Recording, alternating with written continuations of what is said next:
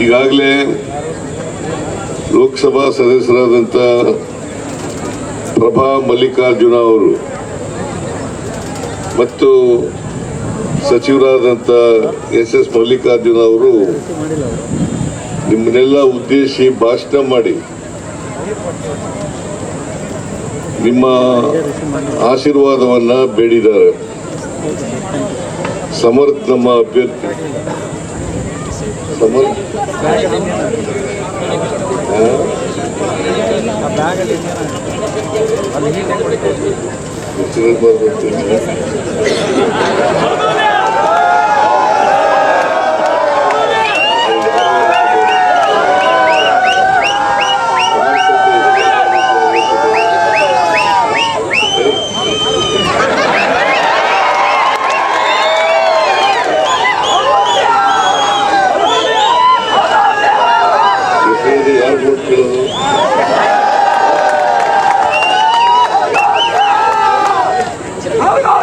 ಸಲೀಂ ಅಹಮದ್ ಸರಿ ಇಲ್ಲ,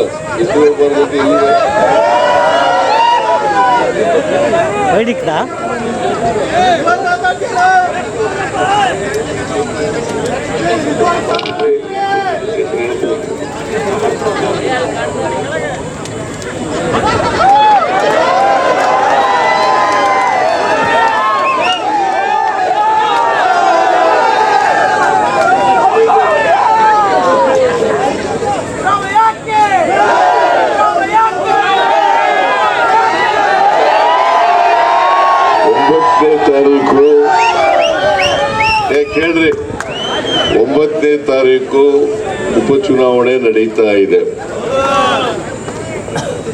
ನೀನ್ ಹತ್ರ ಬಂದಿದೆ, 2 ದಿನ ಇದೆ ಅಷ್ಟೇನೆ. ಅವತ್ತು ನೀವೆಲ್ಲರೂ ಕೂಡ ನಮ್ಮ ಅಭ್ಯರ್ಥಿಗೆ ಆಶೀರ್ವಾದ ಮಾಡಿ ಅವರನ್ನ ವಿಧಾನಸಭೆಗೆ ಕಳಿಸಿಕೊಡ್ಬೇಕು ಅಂತೇಳಿ ಪ್ರಭಾ ಮಲ್ಲಿಕಾರ್ಜುನ ಅವರು ಮತ್ತೆ ಮಲ್ಲಿಕಾರ್ಜುನ್ ಅವರು ನಿಮ್ಮಲ್ಲಿ ಮನವಿ ಮಾಡಿದ್ದಾರೆ. ನಾನು ಕೂಡ ಮನವಿ ಮಾಡ್ತೇನೆ, ದಯಮಾಡಿ ನೀವೆಲ್ಲರೂ ಕೂಡ ತಪ್ಪಿಸ್ಕೋಬಾರದು. ಯಾಕಂತಂದ್ರೆ ಈ ವೋಟ್ ಇದೆಯಲ್ಲ, ಹಕ್ಕಿದೆಯಲ್ಲ, ಸಂವಿಧಾನಬದ್ಧವಾಗಿ ಕೊಟ್ಟಿರ್ತಕ್ಕಂಥ ಹಕ್ಕು. ಈ ಹಕ್ಕನ್ನು ಚಲಾಯಿಸ್ತಕ್ಕಂಥದ್ದು ಪ್ರತಿಯೊಬ್ಬರ ಕರ್ತವ್ಯ. ಅದಕ್ಕೋಸ್ಕರ ನೀವೆಲ್ಲರೂ ಕೂಡ ಮತಗಟ್ಟೆಗೆ ಹೋಗ್ಬೇಕು. ನಮ್ಮ ಅಭ್ಯರ್ಥಿ 3ನೇ ನಂಬರು ಅವರ ಚಿಹ್ನೆ ಹಸ್ತ, ಕಾಂಗ್ರೆಸ್ ಚಿಹ್ನೆ ಹಸ್ತ. ಹಸ್ತಕ್ಕೆ ತಾವೆಲ್ಲ ಮತ ಹಾಕಿ ಸಮರ್ಥ ಅವರನ್ನ ವಿಧಾನಸಭೆಗೆ ಕಳಿಸಿಕೊಡ್ಬೇಕು ಅಂತೇಳಿ ನಾನು ಕೂಡ ನಿಮ್ಮಲ್ಲಿ ಪ್ರಾರ್ಥನೆಯನ್ನ ಮಾಡ್ತೇನೆ.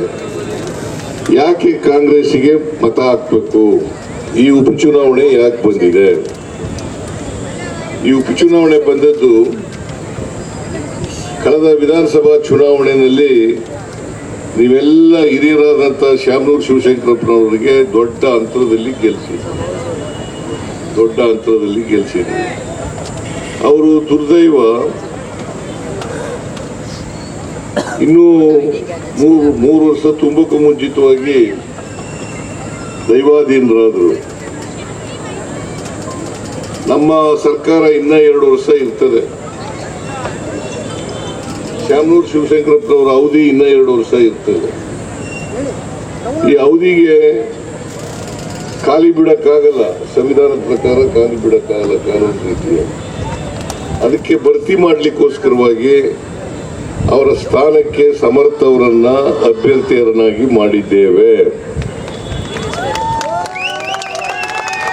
ಹಾಗಾಗಿ ಉಪಚುನಾವಣೆ ಬಂದಿದೆ.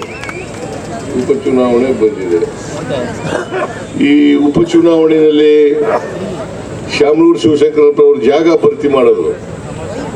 ಮತ್ತೆ ನಮ್ಮ ಸರ್ಕಾರ ಇರ್ತಕ್ಕಂಥದ್ದು ರಾಜ್ಯದಲ್ಲಿ ಕಾಂಗ್ರೆಸ್ ಸರ್ಕಾರ ಇರ್ತಕ್ಕಂಥದ್ದು ಬಿಜೆಪಿ ಸರ್ಕಾರ ಅಲ್ಲ. ಇದನ್ನ ನೀವು ಅರ್ಥ ಮಾಡ್ಕೋಬೇಕಾಗ್ತದೆ. ಶಾಮನೂರು ಶಿವಶಂಕರಪ್ಪನವರು ಏನೇನು ಕೆಲಸಗಳನ್ನ ಮಾಡಿದ್ರು ದಕ್ಷಿಣ ವಿಧಾನಸಭಾ ಕ್ಷೇತ್ರಕ್ಕೆ, ದಾವಣಗೆರೆ ದಕ್ಷಿಣ ವಿಧಾನಸಭಾ ಕ್ಷೇತ್ರಕ್ಕೆ ಅವೆಲ್ಲ ಮುಂದುವರಿಬೇಕಾದ್ರೆ, ಅವೆಲ್ಲ ಸುಗಮವಾಗಿ ನಡೀಬೇಕಾದ್ರೆ ಯಾರು ನಿಮ್ಮ ಪ್ರತಿನಿಧಿ ಆಗಬೇಕು? ಇದು ಬಹಳ ಮುಖ್ಯ. ನಿಮ್ಮ ಪ್ರತಿನಿಧಿ ಶ್ಯಾಮರಾಜ ಶಿವಕಂಪನವರ ಮೊಮ್ಮಗ ಆದ್ರೆ ಇವೆಲ್ಲ ಕೆಲಸಗಳನ್ನು ಮುಂದುವರಿಸಲಿಕ್ಕೆ ಸಾಧ್ಯ ಆಗ್ತದೆ ಅಂತಕ್ಕಂಥದ್ದನ್ನ ನಾವೆಲ್ಲರೂ ಕೂಡ ಅರ್ಥ ಮಾಡ್ಕೊಂಡಿದ್ದೀರಿ ಅಂತಕ್ಕಂಥದ್ದು ನನ್ನ ಭಾವನೆ. ಶ್ಯಾಮನೂರು ಶಿವಶಂಕರಪ್ಪನವರು 4 ಬಾರಿ ಶಾಸಕರಾಗಿದ್ದರು, 5 ಬಾರಿ, ಒಟ್ಟು 6 ಇಲ್ಲಿ ಈ ಕ್ಷೇತ್ರದಲ್ಲಿ.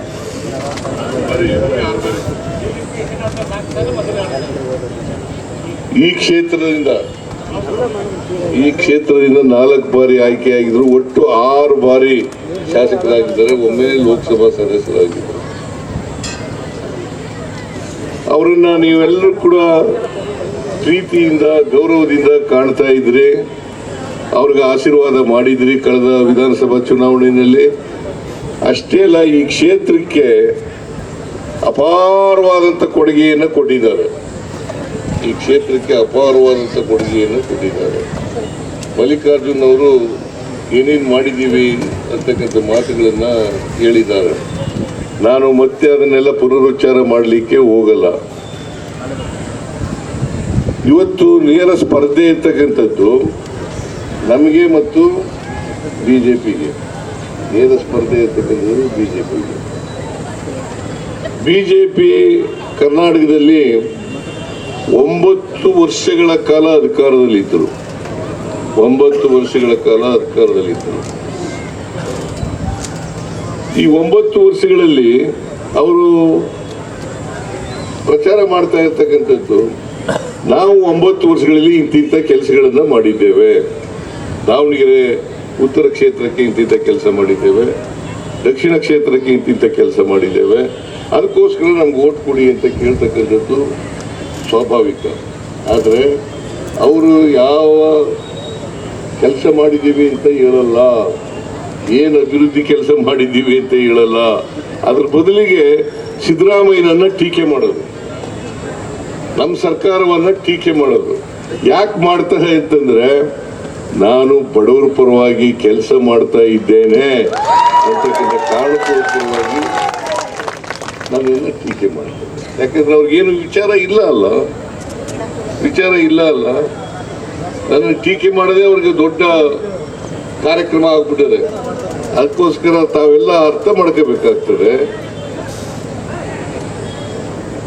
ನಾನು ಬಡವರ ಪರವಾಗಿದ್ದೀನಿ, ಬಡವರ ಪರವಾಗಿ ಕೆಲಸ ಮಾಡ್ತಾ ಇದ್ದೀನಿ, ಅನೇಕ ಕಾರ್ಯಕ್ರಮಗಳನ್ನ ಈ ರಾಜ್ಯದ ಬಡವರಿಗೆ ಕೊಟ್ಟಿದ್ದೇನೆ ಅಂತಕ್ಕಂಥ ಮಾತುಗಳನ್ನ ತಾವೆಲ್ಲರೂ ಕೂಡ ತಿಳ್ಕೊಂಡಿದ್ದೀರಿ ಅಂತಕ್ಕಂಥದ್ದು ನನ್ನ ಭಾವನೆ. ಕಾಂಗ್ರೆಸ್ ಪಕ್ಷ ಎಲ್ಲರನ್ನೂ ಒಳಗೊಂಡಿರ್ತಕ್ಕಂಥ ಪಕ್ಷ.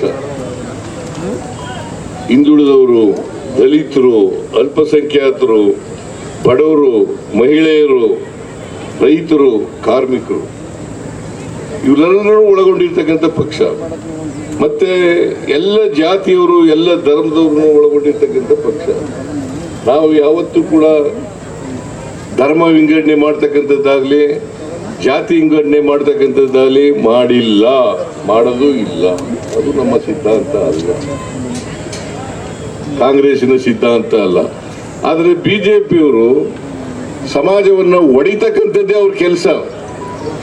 ಧರ್ಮದ ಹೆಸರಿನಲ್ಲಿ, ಜಾತಿ ಹೆಸರಿನಲ್ಲಿ ಒಡಿತಕ್ಕಂಥ ಕೆಲಸ ಬಿಜೆಪಿಯವ್ರದ್ದು. ಅವ್ರು ಏನ್ ಮಾಡಿದ್ದಾರೆ ಹೇಳಿ ನೋಡೋಣ.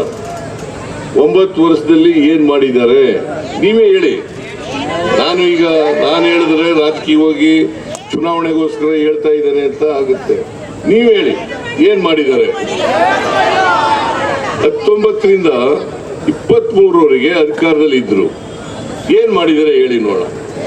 ಬೆಂಗಳೂರು ದಕ್ಷಿಣಕ್ಕೆ ಏನ್ ಮಾಡಿದ್ದಾರೆ, ಅಲ್ಲ ದಾವಣಗೆರೆ ದಕ್ಷಿಣಕ್ಕೆ ಏನ್ ಮಾಡಿದ್ದಾರೆ, ದಾವಣಗೆರೆ ನಾರ್ತ್ಗೆ ಏನ್ ಮಾಡಿದ್ದಾರೆ, ಅಥವಾ ದಾವಣಗೆರೆ ಜಿಲ್ಲೆಗೆ ಏನ್ ಮಾಡಿದ್ದಾರೆ, ಕರ್ನಾಟಕಕ್ಕೆ ಏನ್ ಮಾಡಿದ್ದಾರೆ.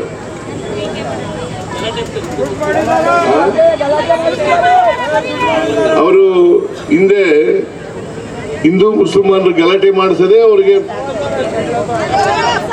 ಅವರ ಸಿದ್ಧಾಂತ ಏನಪ್ಪಾ ಅಂತಂದ್ರೆ, ಜಾತಿ ಧರ್ಮಗಳನ್ನು ಒಡಿತಕ್ಕಂಥದ್ದೇ, ಧರ್ಮದ ಹೆಸರಿನಲ್ಲಿ ಜಾತಿ ಹೆಸರಿನಲ್ಲಿ ಓಟ್ ತಗೊಂಡು ಅಧಿಕಾರಕ್ಕೆ ಬರ್ತಕ್ಕಂಥದ್ದೇ ಅವರು.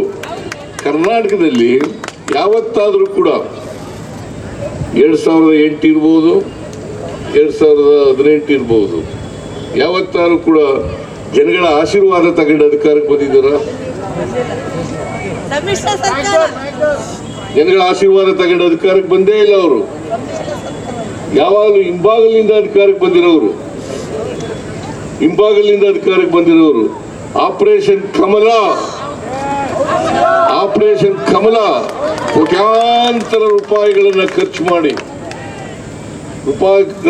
ಮಾಡಿ ಎಲ್ಲಿಂದ ಬಂತು ಈ ದುಡ್ಡು? ಎಲ್ಲಿಂದ ಬಂತು ದುಡ್ಡು? ಈಗ ಯಡಿಯೂರಪ್ಪನವರು ಆಪರೇಷನ್ ಕಮಲ ಅಂತಕ್ಕಂಥದ್ದು ಕರ್ನಾಟಕದಲ್ಲಿ ಇರಲಿಲ್ಲ. ಯಡಿಯೂರಪ್ಪನವರು ಇದನ್ನು ಪ್ರಾರಂಭ ಮಾಡಿದ್ರು. ಆಪರೇಷನ್ ಕಮಲ 2008ರಲ್ಲಿ 8 ಜನ ಶಾಸಕರನ್ನ ರಾಜೀನಾಮೆ ಕೊಡಿಸಿದ್ರು. ಒಬ್ಬೊಬ್ಬ MLAಗೆ 25,000ಕ್ಕೂ ಹೆಚ್ಚು ಕೋಟಿ ರೂಪಾಯಿಗಳನ್ನ ಕೊಟ್ಟರು. ಮತ್ತೆ 25-30 ಸಾವಿರ ಕೋಟಿ, 25-30 ಸಾವಿರ ಅಲ್ಲ ಕೋಟಿ, 25-30 ಕೋಟಿ ರೂಪಾಯಿಗಳನ್ನ ಎಲೆಕ್ಷನ್ಗೆ ಖರ್ಚು ಮಾಡಿದ್ರು. ಎಲ್ಲಿಂದ ಬಂತು ದುಡ್ಡು? ಎಲ್ಲಿಂದ ಬಂತು? ಬಹಳ ಸಾಚಾಗಳ ತರ ಮಾತಾಡ್ತಾರೆ ಯಡಿಯೂರಪ್ಪನವರು. ಸಿದ್ದರಾಮಯ್ಯನವ್ರ ಸರ್ಕಾರ ಲೂಟಿ ಹೊಡೀತಾ ಇದೆ. ಯಾರು ಹೇಳೋದು ಇದನ್ನ?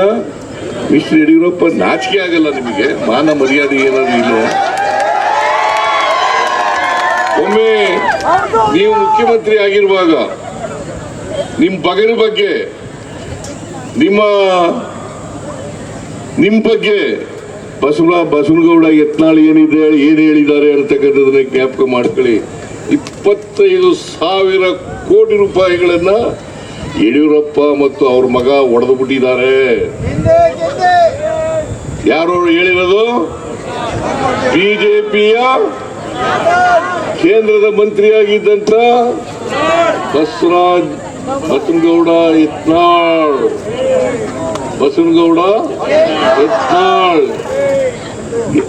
ಇದನ್ನ ನಂಬ್ಕೋಬಹುದಲ್ವಾ? ಅವ್ರ ಪಾರ್ಟಿಯವರೇ ಹೇಳಿರೋದು. ನಾನು ಹೇಳಿದ್ರೆ ನಂಬ್ಕೋಬಾರ್ದು, ಅಥವಾ ಮಲ್ಲಿಕಾರ್ಜುನ ಹೇಳಿದ್ರೆ ನಂಬ್ಕೋಬಾರ್ದು, ಪ್ರಭಾ ಮಲ್ಲಿಕಾರ್ಜುನ ಹೇಳಿದ್ರೆ ನಂಬ್ಕೋಬಾರ್ದು. ಇವರು ಹೇಳಿರ್ತಕ್ಕಂಥದ್ದು ಬಿಜೆಪಿಯ ಬಸವನಗೌಡ ಯತ್ನಾಳ್. ಇವರು ಕಡು ಭ್ರಷ್ಟರು. ಇವರು ನನ್ನ ಬಗ್ಗೆ ಹೇಳ್ಕೊಂಡು ತಿರುಗಾಡ್ತಾರೆ. ಕಡು ಭ್ರಷ್ಟರು ಇವರು. ಬಿಜೆಪಿಯವರು ಇದಾರಲ್ಲ, ಅವ್ರಿಗೆ ಯಾವುದೇ ನೀತಿ ನಿಯಮ ಮಾನ ಮರ್ಯಾದೆ ಏನೂ ಇಲ್ಲ. ಬಸವನಗೌಡ ಯತ್ನಾಳ್ ಅವ್ರನ್ನ ಎಕ್ಸ್ಪೆಲ್ ಮಾಡಿದ್ದಾರೆ, ಪಕ್ಷದಿಂದ ಅಮಾನತ್ ಮಾಡಿದ್ದಾರೆ. ಅವ್ರನ್ನ ಕರ್ಕೊಂಡ್ಬಂದು ಬಾಗಲಕೋಟೆಯಲ್ಲಿ ಕ್ಯಾನ್ವಾಸ್ ಮಾಡಿಸ್ತಾರೆ. ಇವ್ರಿಗೆ ಎಷ್ಟ ಹೀನಾಯ ಸ್ಥಿತಿಗೆ ಬಂತು ಭಾರತೀಯ ಜನತಾ ಪಕ್ಷ ಅಂತಂದ್ರೆ ಹೇಳಲಿಕ್ಕೆ ಆಗಲ್ಲ.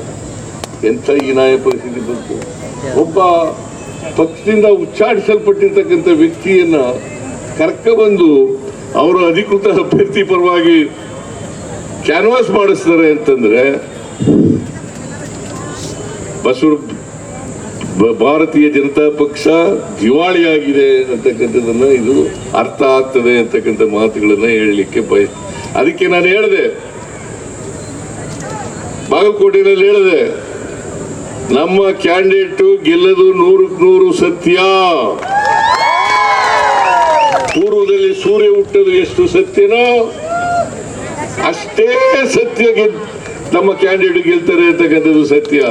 ಇಲ್ಲೂ ಕೂಡ ದಾವಣಗೆರೆಯಲ್ಲಿ ಪೂರ್ವದಲ್ಲಿ ಸೂರ್ಯ ಹುಟ್ಟದು ಎಷ್ಟು ಸತ್ಯನೋ ಅಷ್ಟೇ ಸತ್ಯ ಗೆಲ್ಲದು, ಸಮರ್ಥ ಗೆಲ್ಲದು ಅಷ್ಟೇ ಸತ್ಯ.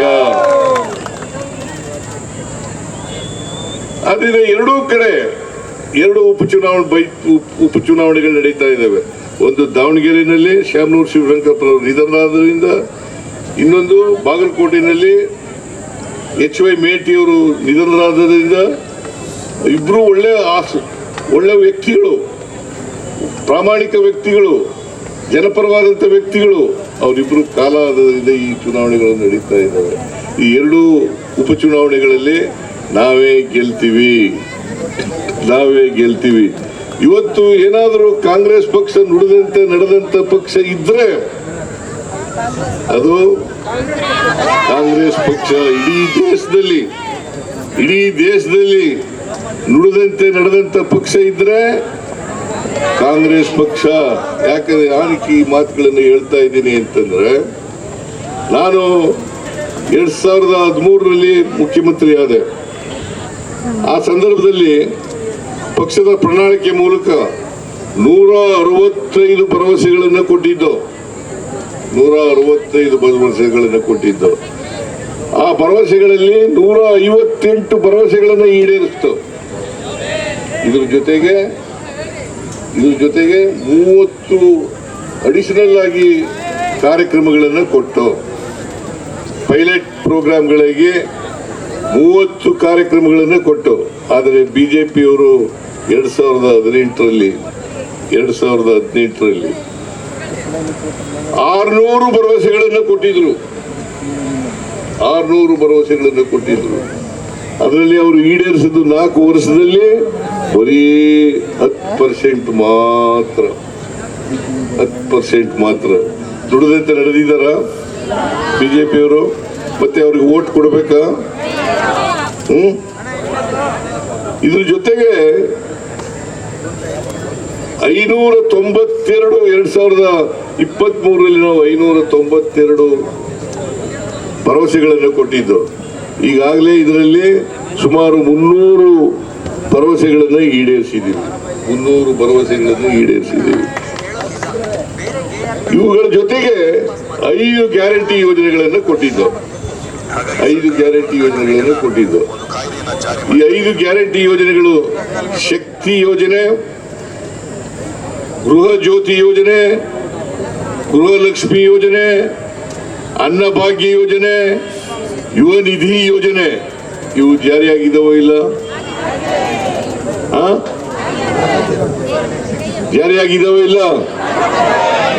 ಹೇಳ್ರಿ, ಸುಮ್ಮನೆ ಕೂತಿದ್ದೀರಲ್ಲ. ಶಕ್ತಿ ಯೋಜನೆ ನಾವು ಅಧಿಕಾರಕ್ಕೆ ಬಂದದ್ದು ಮೇ 20ನೇ ತಾರೀಕು 1923. ಜೂನ್ 11ನೇ ತಾರೀಕಿಗೆ ಒಂದು ತಿಂಗಳು ಒಳಗಡೆ ಶಕ್ತಿ ಯೋಜನೆಯನ್ನು ಜಾರಿ ಕೊಟ್ಟಿದ್ದೀವಿ. ನೀವೆಲ್ಲರೂ ಕೂಡ ಹೆಣ್ಮಕ್ಳು ಇಲ್ಲಿ ಇದ್ದೀರಿ.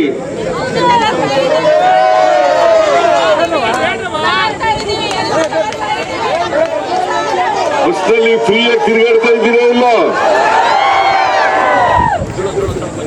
ಯಾಕೆ ಬಿಜೆಪಿಯವರು ಮಾಡಲಿಲ್ಲ ಈ ಕಾರ್ಯಕ್ರಮನ? ಅಥವಾ ಯಾವುದಾದ್ರೂ ರಾಜ್ಯದಲ್ಲಿ ಮಾಡಿದಾರ? ಬಿಜೆಪಿ ಅನೇಕ ರಾಜ್ಯಗಳಲ್ಲಿ ಅಧಿಕಾರದಲ್ಲಿದೆ, ಕೇಂದ್ರದಲ್ಲಿ ಅಧಿಕಾರದಲ್ಲಿದೆ. ಮಾಡಿದಾರ? ಮಾಡಿಲ್ಲ. ಅದ್ರ ಬದಲು ಏನ್ ಮಾಡ್ತಾ ಇದ್ದಾರೆ? ವಿರೋಧ ಮಾಡ್ತಾ ಇದ್ದಾರೆ. ಯಾರು ವಿರೋಧ ಮಾಡಿದವರು ಗೊತ್ತಾ ನಿಮಗೆ? ರಾಜಸ್ಥಾನದಲ್ಲಿ ಈ ಗ್ಯಾರಂಟಿ ಯೋಜನೆಗಳನ್ನು ನಾವು ಘೋಷಣೆ ಮಾಡಿದಾಗ ವಿರೋಧ ಮಾಡಿದವರು ಈ ದೇಶದ ಪ್ರಧಾನಿ ನರೇಂದ್ರ ಮೋದಿಯವರು. ಏನಂತ ಹೇಳಿದ್ರು ಗೊತ್ತು? ರಾಜಸ್ಥಾನದಲ್ಲಿ ಈ ಗ್ಯಾರಂಟಿ ಯೋಜನೆಗಳೆಲ್ಲ ಜಾರಿ ಮಾಡಲಿಕ್ಕೆ ಸಾಧ್ಯ ಇಲ್ಲ, ಅಪಾರವಾದಂತ ದುಡ್ಡು ಬೇಕು, ಕರ್ನಾಟಕ ರಾಜ್ಯ ಆರ್ಥಿಕವಾಗಿ ದಿವಾಳಿ ಆಗ್ಬಿಡ್ತದೆ, ಮಾಡ್ಲಿಕ್ಕೆ ಸಾಧ್ಯನೇ ಇಲ್ಲ ಅಂತ ಹೇಳಿದ್ರು. ನಾನು ಹೇಳ್ಕೊಳ್ಳಿ ಅಂತ ಉತ್ತರ ಕೊಡಕ್ಕೆ ಹೋಗಲಿಲ್ಲ. ಆದರೆ ಈ ಗ್ಯಾರಂಟಿ ಯೋಜನೆಗಳನ್ನ 1 ವರ್ಷ ಮುಗಿಯೋದ್ರೊಳಗಡೆ ಎಲ್ಲ ಗ್ಯಾರಂಟಿ ಯೋಜನೆಗಳನ್ನ ಜಾರಿ ಮಾಡಿದೀವೋ ಇಲ್ಲ? ಜೂನ್ ತಿಂಗಳಲ್ಲಿ ಶಕ್ತಿ ಯೋಜನೆ, ಜುಲೈ ತಿಂಗಳಲ್ಲಿ ಗೃಹ ಜ್ಯೋತಿ ಮತ್ತು ಅನ್ನಭಾಗ್ಯ ಕಾರ್ಯಕ್ರಮ, ಆಗಸ್ಟ್ ತಿಂಗಳಲ್ಲಿ ಗೃಹಲಕ್ಷ್ಮಿ, ಜನವರಿ ತಿಂಗಳಲ್ಲಿ ಯುವ ನಿಧಿ ಕಾರ್ಯಕ್ರಮ ಶಿವಮೊಗ್ಗದಲ್ಲಿ. ಮೈಸೂರಿನಲ್ಲಿ ಇದನ್ನು ಜಾರಿ ಕೊಟ್ಟದ್ದು ರಾಹುಲ್ ಗಾಂಧಿ ಅವರು ಬಂದಿದ್ರು. ಮಲ್ಲಿಕಾರ್ಜುನ ಖರ್ಗೆ ಅವರು ಬಂದಿದ್ರು, ನಾನು, DK ಶಿವಕುಮಾರ್, ಮತ್ತೆ ನಮ್ಮ ಪ್ರಧಾನ ಕಾರ್ಯದರ್ಶಿಗಳು ಸುರ್ಜೇವಾಲಾ ಅವರೆಲ್ಲರೂ ಕೂಡ ಒಟ್ಟಿಗೆ ನಾವು ಜಾರಿ ಮಾಡೋದು. ಅವ್ರು ಯಾಕೆ ಬಿಜೆಪಿ ಅವ್ರು ಮಾಡಲಿಲ್ಲ? ಈ 4 ವರ್ಷ ಇದ್ರಲ್ಲ, ಯಾಕೆ ಮಾಡಲಿಲ್ಲ? ಮತ್ತೆ ಈ ಕಾರ್ಯಕ್ರಮಗಳಲ್ಲಿ ಮಧ್ಯವರ್ತಿಗಳಿಲ್ಲ, ನೇರವಾಗಿ ಫಲಾನುಭವಿಗಳ ಅಕೌಂಟ್ಗಳಿಗೆ ದುಡ್ಡನ್ನು ಕಳಿಸ್ತಕ್ಕಂಥದ್ದು. ನೀವು ಯಾರಾದರೂ ಲಂಚ ಕೊಡ್ತೀರಾ? ಮಧ್ಯವರ್ತಿಗಳಿದಾರ? ಮಧ್ಯವರ್ತಿಗಳಿಲ್ಲ, ಲಂಚ ಇಲ್ಲ, ಕಮಿಷನ್ ಇಲ್ಲ. ಇದನ್ನ ಮಾಡಿದವರು ಯಾರು? 5 ಗ್ಯಾರಂಟಿ ಯೋಜನೆಗಳನ್ನು ಕೂಡ ಜಾರಿ ಮಾಡಿದ್ದೀವಿ. ಮೋದಿಯವರು ಹೇಳಿದ್ರು, ಮೋದಿಯವರು 2014ರಲ್ಲಿ ಪ್ರಧಾನಮಂತ್ರಿ ಆದರು. ಆ ಸಂದರ್ಭದಲ್ಲಿ ಹೇಳಿದ್ರು, ಅಚ್ಚೇ ದಿನ ಆಯೇಗ, ಅಚ್ಚೇ ದಿನ ಆಯೇಗ. ಬಂತ? ಒಳ್ಳೆ ದಿನ ಬಂತ ನಿಮ್ಗೆಲ್ಲ? ಇನ್ನು ಸಮಸ್ಯೆಗಳು ಜಾಸ್ತಿ ಮಾಡಿದ್ದಾರೆ. ನಿಮಗೆ ಪೆಟ್ರೋಲ್ ಡೀಸೆಲ್ ಬೆಲೆ ಏನಾಗಿದೆ ಗೊತ್ತಾ? ಗ್ಯಾಸ್ ಬೆಲೆ ಎಷ್ಟಾಗಿದೆ ಗೊತ್ತಾ? 414 ರೂಪಾಯಿ ಇತ್ತು ಮೋದಿಯವರು ಬಂದಾಗ ಗ್ಯಾಸ್ ಬೆಲೆ. ನೀವು ಗೊತ್ತೇನಮ್ಮ? 414 ರೂಪಾಯಿ. ಇವತ್ತು 950 ರೂಪಾಯಿ ಅಥವಾ 1,000 ರೂಪಾಯಿ. 1,000 ರೂಪಾಯಿ.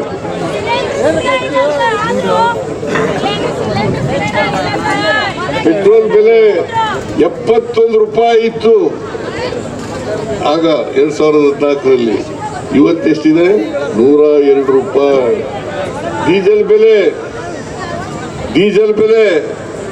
53 ರೂಪಾಯಿ ಇತ್ತು. ಇವತ್ತೆಷ್ಟಾಗಿದೆ? 85 ರೂಪಾಯಿ. ಮತ್ತೆ ಅಚ್ಚೇ ದಿನ ಆಯೇಗ. ಗ್ಯಾಸ್ ಸಿಗ್ತಾ ಇದೆ ಈಗ? ಗ್ಯಾಸ್ ಸಿಗ್ತಾ ಇದೆಯೇನ್ರಿ? ಸಿಲಿಂಡರ್ ಸಿಗ್ತಾ ಇದೆಯಾ? ಸಿಗ್ತಾ ಇಲ್ಲ. ಇದಕ್ಕೆ ಯಾರು ಕಾರಣ? ಕೇಂದ್ರ ಸರ್ಕಾರ.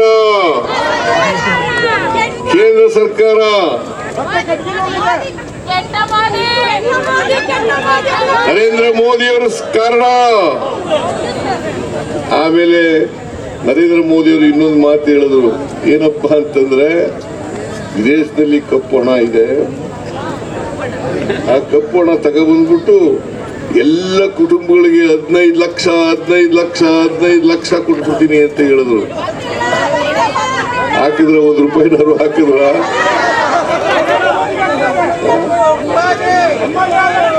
15 ಪೈಸೆನಾರು ಹಾಕಿದ್ರ?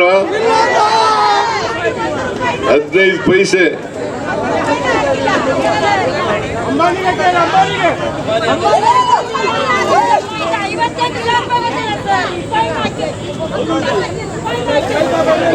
ಪೈಸೆನೂ ಹಾಕ್ಲಿಲ್ಲ.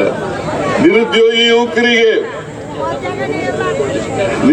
ಯುವಕರಿಗೆ ಕರ್ನಾಟಕದಲ್ಲಿ ನಿರುದ್ಯೋಗ ಜಾಸ್ತಿ ಆಗ್ತಾ ಇದೆ. ಅದನ್ನ ಹೋಗಲಾಡಿಸ್ಬೇಕಾದ್ರೆ ಪ್ರತಿ ವರ್ಷ, ಇದು 2014ರಲ್ಲಿ ಹೇಳಿದ್ದದ್ದು, ಪ್ರತಿ ವರ್ಷ 2 ಕೋಟಿ ಹುದ್ದೆಗಳನ್ನು ಸೃಷ್ಟಿ ಮಾಡಿ ನಿರುದ್ಯೋಗಿ ಯುವಕರಿಗೆ ಕೊಡ್ತೇನೆ, ಯುವತಿಯರಿಗೆ ಕೊಡ್ತೇನೆ ಅಂತ ಹೇಳಿದ್ರು. ಕೊಟ್ರ? 12 ವರ್ಷ ಆಯ್ತು ಅಧಿಕಾರಕ್ಕೆ ಬಂದು. 12 ವರ್ಷದಿಂದ ಒಂದು ಉದ್ಯೋಗ, ಒಂದು ಬರ್ಗೂ ಕೂಡ ಕೆಲಸ ಕೊಡ್ಲಿಲ್ಲ. ಇನ್ನು ಇದ್ದಂತ ಕೆಲಸಗಳು ಕಿತ್ಕೊಂಡು ಹೋದ. ಯಾಕೆಂದ್ರೆ ಕಾಂಗ್ರೆಸ್ ಪಕ್ಷ ಏನೇನು ಆಸ್ತಿಗಳನ್ನ ಸೃಜನೆ ಮಾಡಿತ್ತು ಅವೆಲ್ಲನೂ ಈಗ ಮಾರಾಕ್ಬಿಟ್ಟಿದ್ದಾರೆ. ಅಂಬಾನಿ, ಅದಾನಿಗೆ ಇನ್ನೊಬ್ಬ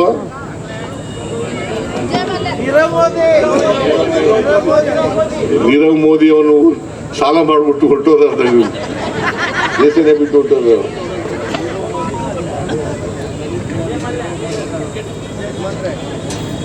ಇವ್ರಿಗೆಲ್ಲ ಮಾರಾಟ ಮಾಡಿಬಿಟ್ರು. ಇವರೆಲ್ಲ ಯಾವ ರಾಜ್ಯದವರು? ಗುಜರಾತ್ನವರು. ನರೇಂದ್ರ ಮೋದಿ ಯಾವ ರಾಜ್ಯದವರು? ಗುಜರಾತ್. ಅಮಿತ್ ಶಾ ಯಾವ ರಾಜ್ಯದವರು? ಗುಜರಾತ್. ಇವ್ರಿಗೆ ಓಟ್ ಕೊಡ್ಬೇಕಾ? ಕಾರ್ಪೊರೇಟ್ ಬಾಡಿಗಳಿಗೆ ಸಹಾಯ ಮಾಡ್ತಕ್ಕಂಥ, ಅವ್ರನ್ನ ಉದ್ಧಾರ ಮಾಡ್ತಕ್ಕಂಥ. ಅದಕ್ಕೆ ನಾನು ಅನೇಕ ಸಾರಿ ಹೇಳ್ತೇನೆ, ಏನಪ್ಪಾ ಅಂತಂದ್ರೆ, ಒಂದು ಆರ್ಥಿಕ ಥಿಯರಿನಲ್ಲಿ, ಆರ್ಥಿಕ ತತ್ವಗಳಲ್ಲಿ 2 ತರ ಇದೆ. ನಾಗರಾಜ ತಿಳ್ಕೊ, ನೀನು ಭಾಷಣ ಮಾಡ್ತಾ ಇದೀಯ. 2 ತರ ಇದೆ. ಒಂದು ಟ್ರಿಕಲ್ ಡೌನ್ ಆರ್ಥಿಕ ತತ್ವ, ಟ್ರಿಕಲ್ ಡೌನ್ ಆರ್ಥಿಕ ತತ್ವ. ಇನ್ನೊಂದು ಯೂನಿವರ್ಸಲ್ ಬೇಸಿಕ್ ಇನ್ಕಮ್ ಆರ್ಥಿಕ ತತ್ವ. Universal basic. ಒಂದು ಸಪ್ಲೈ ಮಾಡ್ತಕ್ಕಂಥದ್ದು, ಇನ್ನೊಂದು ಡಿಮ್ಯಾಂಡ್. ಸಪ್ಲೈ ಮತ್ತು ಡಿಮ್ಯಾಂಡ್. ನಮ್ದು ಡಿಮ್ಯಾಂಡ್ ಮಾಡ್ತಕ್ಕಂಥ ತತ್ವ ಯೂನಿವರ್ಸಲ್ ಬೇಸಿಕ್ ಇನ್ಕಮ್ ಥಿಯರಿ, ಆರ್ಥಿಕ ಥಿಯರಿ. ಈಗ ಒಂದು ಪಿರಮಿಡ್ ಇರ್ತದೆ. ಆ ಪಿರಮಿಡ್ನಲ್ಲಿ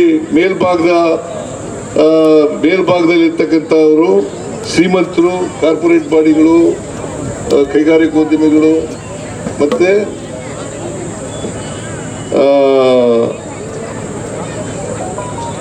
ಶ್ರೀಮಂತರು ಇರ್ತಕ್ಕಂಥ ಅದು ಅವ್ರ ಪರವಾಗಿ ಕೆಲಸ ಮಾಡ್ತಕ್ಕಂಥದ್ದು ಟ್ರಿಕಲ್ ಡೌನ್ ಆರ್ಥಿಕ ಥಿಯರಿ. ಇನ್ನೊಂದು basic universal basic income theory. ಇದು ಕೆಳ ಸ್ಥಳದಲ್ಲಿರ್ತಕ್ಕಂಥ ಜನರಿಗೆ, ಅಂದ್ರೆ ಬಡವರು, ಮಧ್ಯಮ ವರ್ಗದವರು, ಅವ್ರ ಪರವಾಗಿ ಕೆಲಸ ಮಾಡ್ತಕ್ಕಂಥದ್ದು. ಇದು ಯೂನಿವರ್ಸಲ್ ಬೇಸಿಕ್ ಇನ್ಕಮ್. ನಾವು ಯಾರ ಪರ ಇದ್ದೀವಿ ಅಂತಂದ್ರೆ ಯೂನಿವರ್ಸಲ್ ಬೇಸಿಕ್ ಇನ್ಕಮ್ ಥಿಯರಿ ಪರ ಇದ್ದೀವಿ. ಇದನ್ನು ತಿಳ್ಕೋಬೇಕಾಗ್ತದೆ. ಇದು ಅರ್ಥ ಆಗುತ್ತೆ ಗೊತ್ತಿಲ್ಲ ನನಗೆ. ಬಡವ್ರ ಪರ ಇದ್ದೀವಿ, ಒಟ್ಟಾರೆ ಬಡವ್ರ ಪರ ಇದ್ದೀವಿ. ಅದಕ್ಕೋಸ್ಕರನೇ ಶಕ್ತಿ ಯೋಜನೆ, ಗ್ಯಾರಂಟಿ ಯೋಜನೆಗಳನ್ನು ಮಾಡುತ್ತು. ಯಾಕೆ ಇವರು ವಿರೋಧ ಮಾಡ್ತಾರೆ? ಇವರು ಅಂತಂದ್ರೆ ಇವರು ಸಂವಿಧಾನದ ವಿರೋಧಿಗಳು, ಬಡವರ ವಿರೋಧಿಗಳು, ಮಹಿಳೆಯರ ವಿರೋಧಿಗಳು, ರೈತರ ವಿರೋಧಿಗಳು, ಅಲ್ಪಸಂಖ್ಯಾತರು, ಹಿಂದುಳಿದವರ ವಿರೋಧಿಗಳು, ಜೊತೆಗೆ ಕಾರ್ಮಿಕರ ವಿರೋಧಿಗಳು. ಅದಕ್ಕೋಸ್ಕರ ವಿರೋಧ ಮಾಡ್ತಾರೆ. ಯಾಕಂತಂದ್ರೆ ಮಹಿಳೆಯರಿದಾರಲ್ಲ, ಮಹಿಳೆಯರು ಕೊನೆಯಲ್ಲಿ ಬರ್ತಕ್ಕಂಥವ್ರು. ಅವ್ರಿಗೆ ಅಕ್ಷರ ಸಂಸ್ಕೃತಿ ಇರಲಿಲ್ಲ. ಅಕ್ಷರ ಸಂಸ್ಕೃತಿಯಿಂದ ವಂಚಿತರಾಗಿದ್ದ ಜನ ಶೂದ್ರ ವರ್ಗದ ಜನ ಮಹಿಳೆಯರು. ಇವರಿಗೆ ಈ ಅಸಮಾನತೆ ನಿರ್ಮಾಣ, ಸಮಾಜದಲ್ಲಿ ಅಸಮಾನತೆ ನಿರ್ಮಾಣ ಆಗಿದ್ರೆ ಇದಕ್ಕೆ ಕಾರಣ ಜಾತಿ ವ್ಯವಸ್ಥೆ ಅಂತಕ್ಕಂಥದ್ದನ್ನು ಮರೀಲಿಕ್ಕೆ ಸಾಧ್ಯ ಇಲ್ಲ. ಈ ಜಾತಿ ವ್ಯವಸ್ಥೆ ಹೋಗ್ಬೇಕಾದ್ರೆ ನಾವು ಬಡವರಿಗೆ ಶಕ್ತಿಯನ್ನು, ಆರ್ಥಿಕವಾಗಿ ಸಾಮಾಜಿಕವಾಗಿ ಶಕ್ತಿಯನ್ನು ತುಂಬಿದಾಗ ಮಾತ್ರ ಸಾಧ್ಯ ಆಗ್ತದೆ ಅಂತಕ್ಕಂಥದ್ದನ್ನು ಅರ್ಥ ಮಾಡ್ಕೋಬೇಕಾಗ್ತದೆ. ಇದನ್ನೇ ಬಾಬಾ ಸಾಹೇಬ್ ಅಂಬೇಡ್ಕರ್ ಅವರು ಕೂಡ ಹೇಳಿದ್ರು. ಅವರು ಕಾನ್ಸ್ಟಿಟ್ಯೂಂಟ್ ಅಸೆಂಬ್ಲಿನಲ್ಲಿ ಭಾಷಣ ಮಾಡ್ತಾ ಒಂದು ಮಾತನ್ನ ಹೇಳಿದ್ರು. ಏನಪ್ಪಾ ಅಂತಂದ್ರೆ, ನಾವು ರಾಜಕೀಯ ಸ್ವಾತಂತ್ರ್ಯ ಸಿಕ್ಕಿದೆ ನಮಗೆ ನಿಜ, ಆದರೆ ಎಲ್ಲರಿಗೂ ಆರ್ಥಿಕ ಸಾಮಾಜಿಕ ಸ್ವಾತಂತ್ರ್ಯ ಸಿಕ್ಕಿದಾಗ ಮಾತ್ರ ರಾಜಕೀಯ ಸ್ವಾತಂತ್ರ್ಯ ಯಶಸ್ವಿ ಆಗ್ಲಿಕ್ಕೆ ಸಾಧ್ಯ ಆಗ್ತದೆ. ಇಲ್ಲಿವರೆ ಸಾಧ್ಯ ಆಗ್ಲಿಕ್ಕೆ ಸಾಧ್ಯ ಇಲ್ಲ. ಅದರಿಂದ ನಾವು ಕೆಲಸ ಮಾಡೋದು ಬಡವರ ಪರವಾಗಿ, ಬಡವರಿಗೆ ಆರ್ಥಿಕವಾಗಿ ಸಾಮಾಜಿಕವಾಗಿ ಶಕ್ತಿ ತರ್ತಕ್ಕಂಥ. ಇದಕ್ಕೆ ನಾವು 5 ಗ್ಯಾರಂಟಿ ಯೋಜನೆಗಳನ್ನ ಜಾರಿ ಮಾಡಿದ್ದೀವಿ, ಮುಂದೇನೂ ಕೂಡ ಮಾಡ್ತೀವಿ. ಈಗಾಗಲೇ 3 ವರ್ಷ ಆಗಿದೆ. ಹೇಳಿದ್ರು ಅಶೋಕ, ವಿಜೇಂದ್ರ ಇವರೆಲ್ಲ ಹೇಳ್ತಾ ಇದ್ರು. ಏನಂತ ಅಂತಂದ್ರೆ ಕಳೆದ ಲೋಕಸಭಾ ಚುನಾವಣೆಯಲ್ಲಿ ಹೇಳ್ತಾ ಇದ್ರು, ಸಿದ್ದರಾಮಯ್ಯನವರು ಈ ಲೋಕಸಭಾ ಚುನಾವಣೆ ಆದ್ಮೇಲೆ ನಿಲ್ಲಿಸ್ಬಿಡ್ತಾರೆ, ಗ್ಯಾರಂಟಿ ಯೋಜನೆಗಳೆಲ್ಲ ನಿಲ್ಲಿಸ್ಬಿಡ್ತಾರೆ. ನಿಲ್ಸಿದೀವೇನ್ರಿ? ನಿಲ್ಸಿಲ್ಲ ಅಲ್ಲ. ಎಷ್ಟು ಖರ್ಚಾಗುತ್ತೆ ಗೊತ್ತಾ ಇವಕ್ಕೆ ಗ್ಯಾರಂಟಿ ಯೋಜನೆಗಳಿಗೆ? ವರ್ಷಕ್ಕೆ 52,000 ಕೋಟಿ.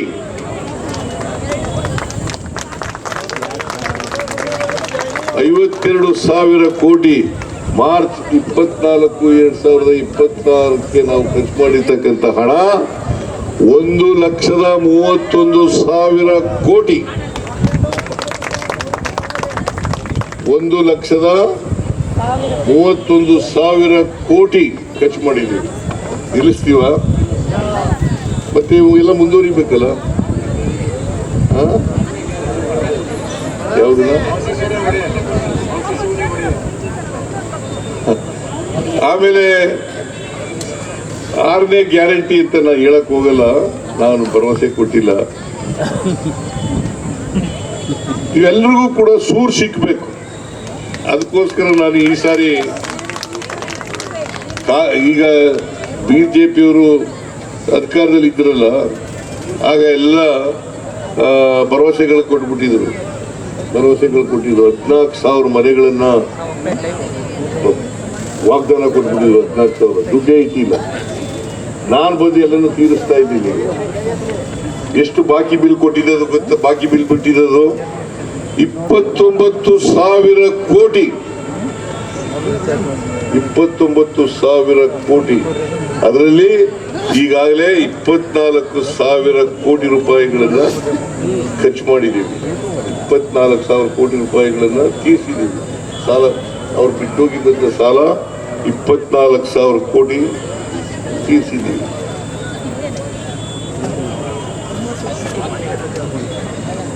ಆಮೇಲೆ ಯುವ ನಿಧಿ ಕಾರ್ಯಕ್ರಮ. ಆ ಯುವ ನಿಧಿ ಕಾರ್ಯಕ್ರಮದಲ್ಲಿ ಯಾರ್ಯಾರು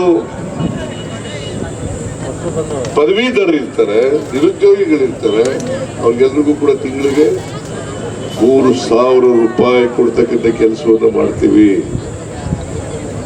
ಆಮೇಲೆ 2,50,000 ಉದ್ಯೋಗಗಳು ಖಾಲಿ ಇದ್ದಾವೆ. ಇಲ್ಲಿವರೆಗೆ 40,000 ಹುದ್ದೆಗಳನ್ನು ಭರ್ತಿ ಮಾಡಿದ್ದೀವಿ. ಈ ವರ್ಷ 56,432 ಹುದ್ದೆಗಳನ್ನು ಭರ್ತಿ ಮಾಡ್ತೇವೆ. 56,432 ಹುದ್ದೆಗಳನ್ನು ಭರ್ತಿ ಮಾಡ್ತೀವಿ. ಹಂತವಾಗಿ ಉಳಿದಂತ ಎಲ್ಲ ಹುದ್ದೆಗಳನ್ನು ಕೂಡ ಭರ್ತಿ ಮಾಡ್ತೀವಿ. ಇದು ನಮ್ಮ ಪ್ರಧಾನಮಂತ್ರಿಗಳು ಹೇಳಿರ್ತಕ್ಕಂಥ. ಆದ್ರಿಂದ ಯಾರು ಕೂಡ ಯುವಕರು ಯುವತಿಯರು ಆತಂಕ ಪಡಬೇಕಾದಂತ ಅಗತ್ಯ ಇಲ್ಲ.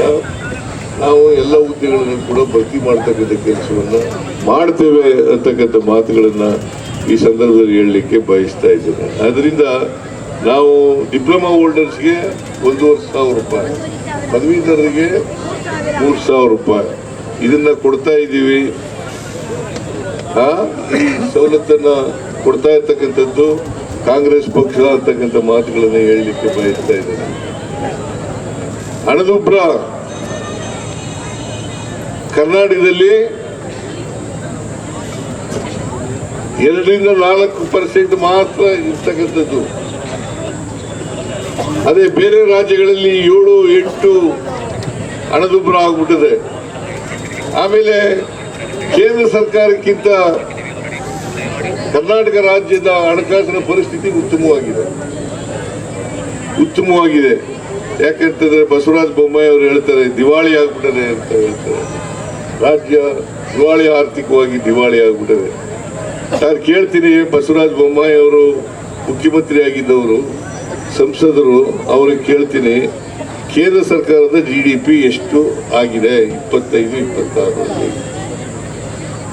7.14 ಬೆಳವಣಿಗೆ ಇರ್ತಕ್ಕಂಥದ್ದು. 7.14. ಕರ್ನಾಟಕದ ಎಷ್ಟು ಗೊತ್ತಾ?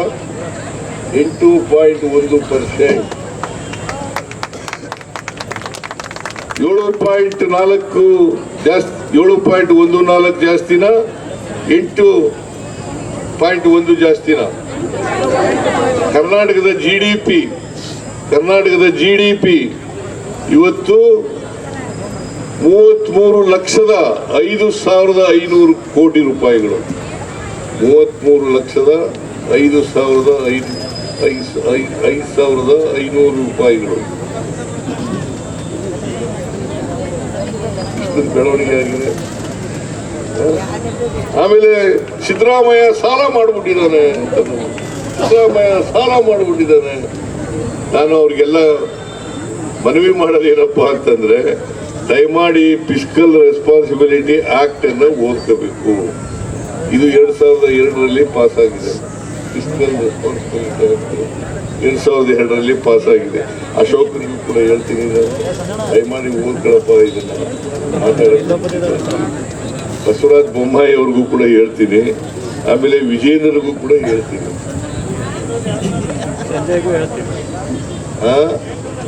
ಕೇಂದ್ರದ ಸಾಲ ನಾವು ಇವರು ನರೇಂದ್ರ ಮೋದಿ ಅವರು ಪ್ರಧಾನಮಂತ್ರಿ ಆದಾಗ ಎಷ್ಟು ಸಾಲ ಇತ್ತು ಗೊತ್ತಾ? ಮನಮೋಹನ್ ಸಿಂಗ್ ಅವರು ಬಿಟ್ಟೋದಾಗ 53,11,000 ಕೋಟಿ. 53,11,000 ಕೋಟಿ. ಈಗ ಎಷ್ಟಪ್ಪ ಇದೆ ಅಂತಂದ್ರೆ 218,52,000 ಕೋಟಿ. ಇವರು ನರೇಂದ್ರ ಮೋದಿ ಅವರು ಸಾಲ ಮಾಡಿರ್ತಕ್ಕಂಥದ್ದು ಒಟ್ಟು ಸಾಲ 165 ಲಕ್ಷ ಕೋಟಿಗೂ ಹೆಚ್ಚು. 165 ಲಕ್ಷ ಕೋಟಿಗೂ ಹೆಚ್ಚು. 12 ವರ್ಷದಲ್ಲಿ ಮಾಡಿರ್ತಕ್ಕಂಥದ್ದು. ಸ್ವಾತಂತ್ರ್ಯ ಬಂದ ಮೇಲೆ ಆಗಿರ್ತಕ್ಕಂಥದ್ದು 53,11,000 ಕೋಟಿ. ಈಗ ಇವರು ನರೇಂದ್ರ ಮೋದಿ ಅವರು 12 ವರ್ಷದಲ್ಲಿ ಮಾಡಿರ್ತಕ್ಕಂಥದ್ದು 165 ಲಕ್ಷ ಕೋಟಿ. ನಾನು ಸಾಲ ಮಾಡಿದ್ದೀನಿ. ಫಿಸ್ಕಲ್ ರೆಸ್ಪಾನ್ಸಿಬಿಲಿಟಿ ಆಕ್ಟ್ ನಲ್ಲಿ 3 ಪ್ಯಾರಾಮೀಟರ್ಸ್ ಗಳನ್ನು ಹೇಳ್ತಾರೆ. ಒಂದು, 3% ಒಳಗಡೆ ಫಿಸ್ಕಲ್ ಡಿಫಿಸಿಟ್ ಇರಬೇಕು. 3% ಒಳಗಡೆ ಇರಬೇಕು. ಆಮೇಲೆ ಎರಡನೇದು, ಸಾಲ ಮಾಡಿರ್ತಕ್ಕಂಥದ್ದು ಜಿಡಿಪಿಯ 25% ಒಳಗಡೆ ಇರಬೇಕು. ನಾವು 3% ಒಳಗಡೆ ಅಂದ್ರೆ 2.95% ಇದೆ. ಫಿಸ್ಕಲ್ ಡಿಫಿಸಿಟ್ ಎಷ್ಟು ಪರ್ಸೆಂಟ್ ಇದೆ? 2.95. ಸಾಲ ಎಷ್ಟಿದೆ? 24.94. ಅಂದ್ರೆ 3%, 25% ಒಳಗಡೆ ಇದೆಯಲ್ಲ. ಮತ್ತೆ ಸಾಲ ಎಲ್ಲಿ ಮಾಡಿದೀವಿ? ಮತ್ತೆ ಸಾಲ ನಿಗದಿ ಮಾಡೋರು ಯಾರು ಗೊತ್ತಾ? ಕೇಂದ್ರ ಸರ್ಕಾರದವರು. ಸಾಲ ನಿಗದಿ ಮಾಡೋರು ಕೇಂದ್ರ ಸರ್ಕಾರದವರು. ಇಷ್ಟು ನೀವು ಸಾಲ ತಗೋಬಹುದು ಮತ್ತೆ ನಿಗದಿ ಮಾಡೋರು ಯಾರು? ಕೇಂದ್ರ ಸರ್ಕಾರದವರು. ಮತ್ತೆ ಏನು ಸಾಲ ಜಾಸ್ತಿ ಮಾಡಿದ್ದೀವಿ? ಸುಳ್ಳು ಹೇಳೋದಕ್ಕೆ ಒಂದು ಇತಿಮಿತಿ ಇರಬೇಕಲ್ಲ. ಅದಕ್ಕೆ ನಾನು ಹೇಳೋದು, ಸುಳ್ಳು ಹೇಳೋದ್ರಲ್ಲಿ ನಿಶ್ಚೀವರು ಬಿಜೆಪಿ ಅವರು. ಸುಳ್ಳೇ ಅವ್ರ ಮನೆ ದೇವರು. ಸುಳ್ಳು ಹೇಳೋದು ಬಿಟ್ಟರೆ ಏನು ಜನರನ್ನ ದಾರಿ ತಪ್ಪಿಸ್ತಕ್ಕಂಥ ಕೆಲಸವನ್ನು ಮಾಡ್ತಾರೆ. ಎಷ್ಟು ಗೊತ್ತಾ? ಈ 14 ಅಣಕ ನಿಮ್ಗೆ ಏನಾಗ ಗೊತ್ತಾಗ್ತಾ ಇಲ್ಲ ಗೊತ್ತಿಲ್ಲ, ನಾನು ಹೇಳಕ್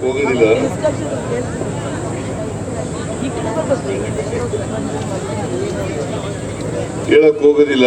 ಯಾಕೆ ಹೇಳೋದಿಲ್ಲ ಅಂತಂದ್ರೆ ನಿಮ್ಗೆಲ್ಲ ಇವೆಲ್ಲ ಬೇಸರ ಆಗಿ ಹಿಡಿಸ್ಬೋದು. ಅಂಕಿಅಂಶಗಳೆಲ್ಲ ಹೇಳಿದ್ರೆ ಬೇಸರ ಹಿಡಿಸ್ಬೋದು.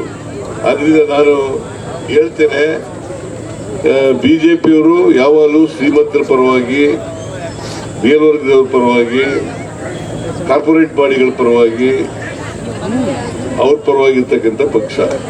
ನಮ್ಮದು ಬಡವರ ಪರವಾಗಿರ್ತಕ್ಕಂಥ ಪಕ್ಷ. ಅದಕ್ಕೋಸ್ಕರ ಶ್ಯಾಮನೂರು ಶಿವಶಂಕರಪ್ಪನವರ ಆತ್ಮಕ್ಕೆ ಶಾಂತಿ ನೆಮ್ಮದಿ ಸಿಗ್ಬೇಕಲ್ಲ. ಅವ್ರ ಆತ್ಮಕ್ಕೆ ಶಾಂತಿ ಸಿಗ್ಬೇಕಲ್ಲ. ಅವ್ರ ಶಾಂತಿ ಸಿಗ್ಬೇಕಾದ್ರೆ ಸಮರ್ಥವರು ಗೆಲ್ಲೇಬೇಕು.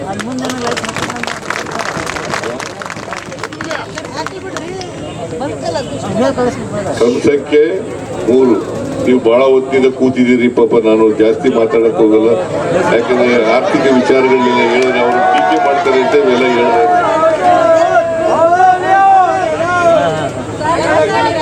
ಬಿಸಿಲು ಬೇರೆ ಇದೆಯಲ್ಲ, ಬಹಳ ಹೊತ್ತಿನಿಂದ ಕೂತಿದ್ದೀರಿ 12 ಗಂಟೆಯಿಂದ. ನಾನು ಇದಕ್ಕೆ ಹೋಗ್ಬೇಕು ಎಂತದು ಬಾಗಲಕೋಟೆಗೆ ಹೋಗ್ಬೇಕು, ಅಲ್ಲಿ ಸಾರ್ವಜನಿಕ ಸಭೆ ಇದೆ, ಅಲ್ಲಿಗೆ ಹೋಗ್ಬೇಕಾಗಿರೋದ್ರಿಂದ ಈಗ ಒಂದೇ ನಿಮ್ಮಲ್ಲಿ ಮನವಿ ಮಾಡೋದು ಏನಪ್ಪಾ ಅಂತಂದ್ರೆ 9ನೇ ತಾರೀಕು ದಯಮಾಡಿ ನೀವೆಲ್ಲರೂ ಕೂಡ ಮತಗಟ್ಟೆಗೆ ಹೋಗಿ ಮಾಡ್ತೀರಿ ಅಲ್ವಾ?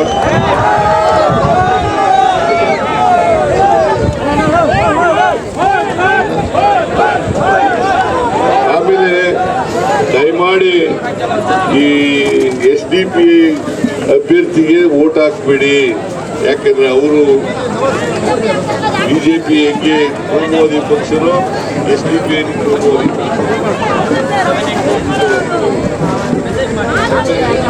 ಇಬ್ರು ಪರಸ್ಪರ ಅಂಡರ್ಸ್ಟ್ಯಾಂಡಿಂಗ್ ನಲ್ಲಿ SDP ವೋಟ್ ಹಾಕಿದ್ರೆ ಬಿಜೆಪಿ ವೋಟ್ ಹಾಕ್ದಾಗ ಆಗ್ತದೆ. ಬಿಜೆಪಿ ವೋಟ್ ರಾಜಾ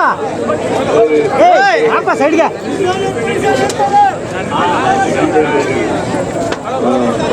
ಅವರು ನಮ್ಮ ಪಾರ್ಟಿನಲ್ಲಿ ಇದ್ರು, MLC ಆಗಿದ್ರು.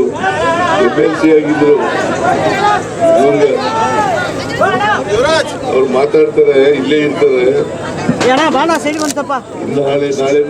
ನಾಳೆ ಸಾಯಂಕಾಲದವರೆಗೂ ಇಲ್ಲೇ ಇರ್ತಾರೆ. ಅವರು ಮಾತಾಡ್ತಾರೆ. ಅವ್ರು ಮಾತಾಡಿದ್ರು ಮಳೆ ಬರೋಕ್ಕೆ ಮುಂಚಿತವಾಗಿ ಮಾತಾಡ್ಬಿಟ್ರು. ರಿಜ್ವಾನ್ ನಾನು ಮಾತಾಡಿದ್ದ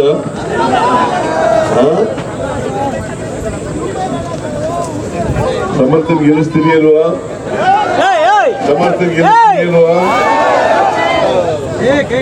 SDP ವೋಟ್ ಹಾಕಬಾರ್ದು, ಇಂಡಿಪೆಂಡೆನ್ಸ್ ಗಳಿಗೆ ವೋಟ್ ಹಾಕಬಾರ್ದು, ಬಿಜೆಪಿಗೆ ವೋಟ್ ಹಾಕಬಾರ್ದು, ಕಾಂಗ್ರೆಸ್ ಅಭ್ಯರ್ಥಿಗೆ ತಮ್ಮೆಲ್ಲರೂ ಆಶೀರ್ವಾದ ಮಾಡಬೇಕು ಅಂತ ನಮ್ಮಲ್ಲಿ ಕಳಕಳಿಯಿಂದ ಪ್ರಾರ್ಥನೆ ಮಾಡಿದ ಮಾತುಗಳನ್ನು ಮುಗಿಸ್ತೇನೆ.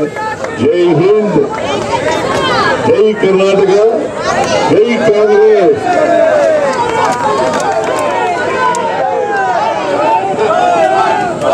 ಹೆಚ್ಚಿನ ವಿಡಿಯೋಗಳಿಗೆ ಪ್ರತಿಧ್ವನಿ ಯೂಟ್ಯೂಬ್ ಚಾನೆಲ್ ಸಬ್ಸ್ಕ್ರೈಬ್ ಮಾಡಿ, ಬೆಲ್ ಐಕಾನ್ ಕ್ಲಿಕ್ ಮಾಡಿ.